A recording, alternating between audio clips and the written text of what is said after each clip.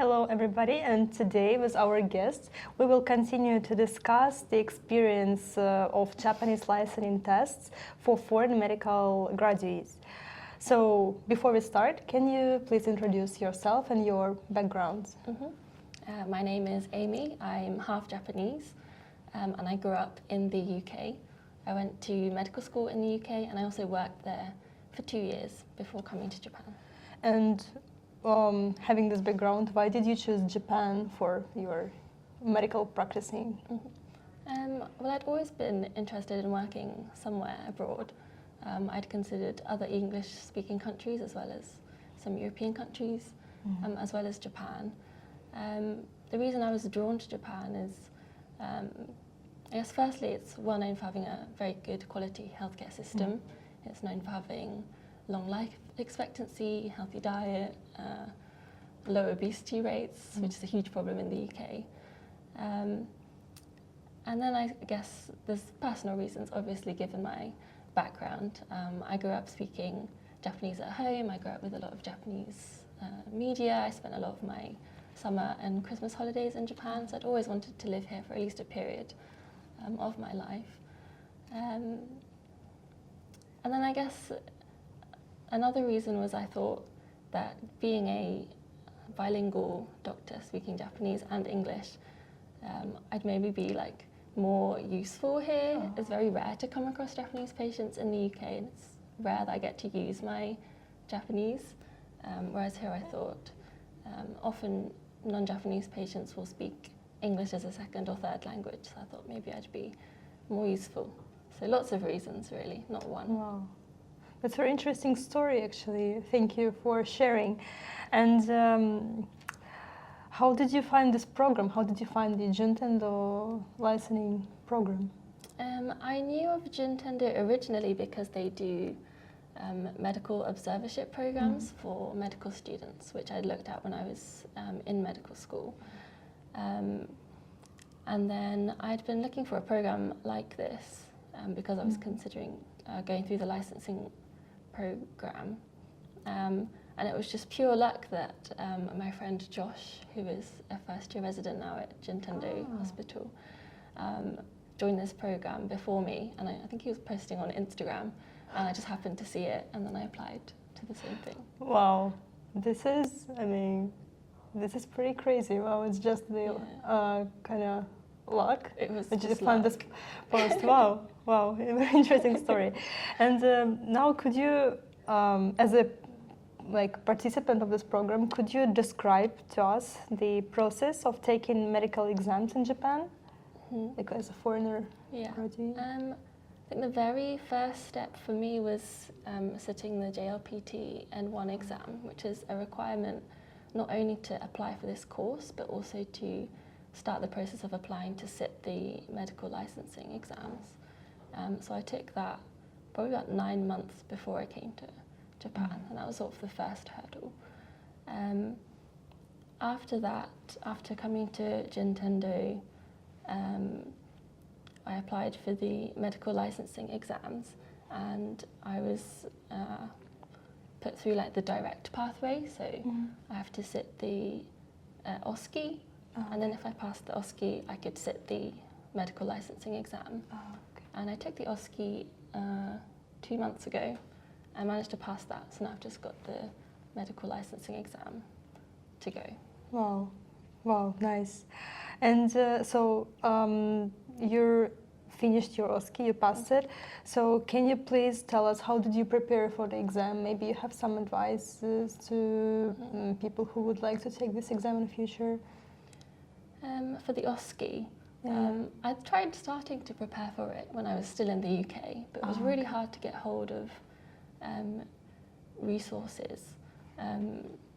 As in, you can find medical textbooks, but I think I couldn't find any books that would explain the kind of phrasing that doctors use in regards to patients. So the first thing was sort of learning like the medical terminology and then the same terminology that you'd use to patients. So because I'd grown up speaking Japanese, I knew a lot of sort of lay terms to describe symptoms and medical conditions, but I didn't know the like the proper Japanese terminology. And in the OSCE exam, you have to speak to the patient in Japanese that's easy to understand, and then you have to speak to a doctor in sort of like medical Japanese. Okay. So I think sort of learning to separate the two was sort of the first process. And when I came to Juntendo, we started doing weekly OSCE practice sessions, where Mori Sensei would like give us cases. He would act as patient, and we would take his history, ask about symptoms in medical Japanese, and then we'd have a go at writing the medical notes in Japanese, which is, I guess, the second big hurdle of the OSCE was learning to write. I had done some kanji practice growing up in the UK, but I was probably the same level as a primary school kid, like a 7-year-old. So I took, it was a long process. I studied kanji a lot before the exam. Oh, but in any case, you did it. And what about the national exam, the test? The licensing exam is still to go, but in terms of resources to prepare for it, I think the main thing is the question bank, which is a bank of past paper questions, I think for probably like over the last 20 years. And it's just a process of sort of working through them. I went through it once before I came to Japan, just to learn the medical terms, because when I first looked at it, I couldn't read it at all. So I just sort of went through it, looking up all the words I didn't know, looking up the kanji I didn't know, and then by the time I came to Japan, I could understand it at least. So it was a sort of two-step process. I see. So, sure, you already mentioned the language issue, the kanji, but maybe you had any other difficulties you faced during the preparation to these exams, something particular, something else? I think that although the foundation of medicine is the same, whether it's in English or Japanese, the way it's practiced is different. There's a lot of questions in the medical licensing exam about like things relating to public health, the health insurance system, which is very different from the UK. I also think that the epidemiology is slightly different, which affects the kind of antibiotics used for infection, for example. And then I think the sort of perception of risk is quite different. I think in the UK, things that would be considered benign and you wouldn't really treat, I think in the Japanese healthcare system might be sort of followed up or investigated a bit more closely.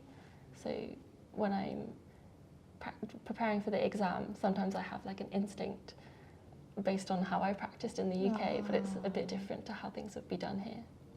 Oh, it's very interesting, like the small details. Yeah. Just create a great difference. Interesting.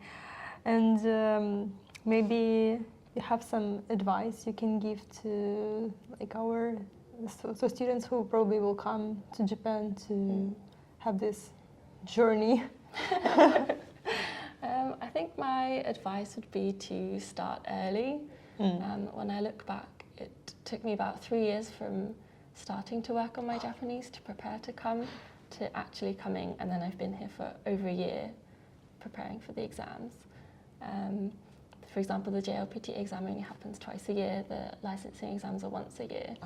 So I think, starting early, especially if Japanese is not your native language, I think the more that you can bring your Japanese up to scratch, the better.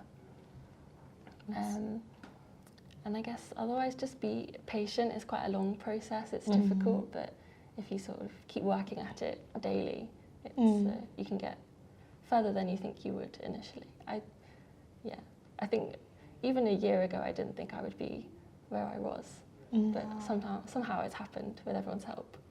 Oh, that's very nice words, thank you.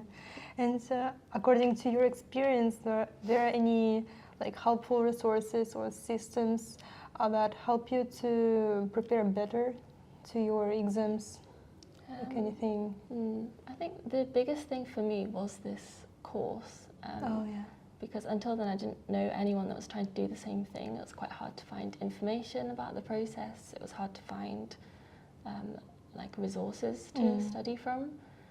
But here on this course there's lots of people going through the same thing. There's lots of other people that are half Japanese or speak Japanese as a second language. So we are able to help each other with language and navigating the Japanese healthcare system. I think that's been my biggest support system. Oh, I see. It's nice.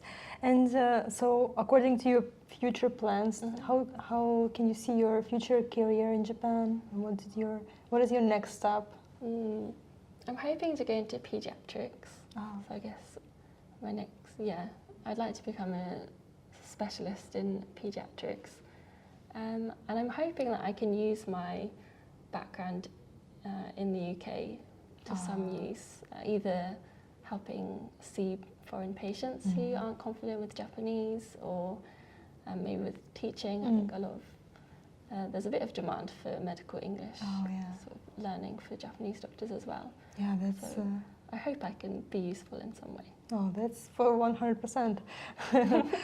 And as the last question, I want to ask you, maybe you have any like changes or improvements you would like to see in the Japanese medical system to be better to support the foreign medical graduates? I think it would be nice if information about the exams and the process was more like widely available. There's a little bit of information on the Ministry of Health's website, but not as much. And there's also not much in English,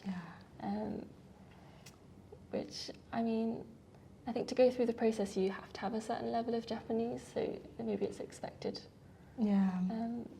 that you wouldn't need it in English, but I think it would have helped me when I was initially sort of researching the process if there'd been something in English, which is why I think this project is very important. I think it will help a lot of people.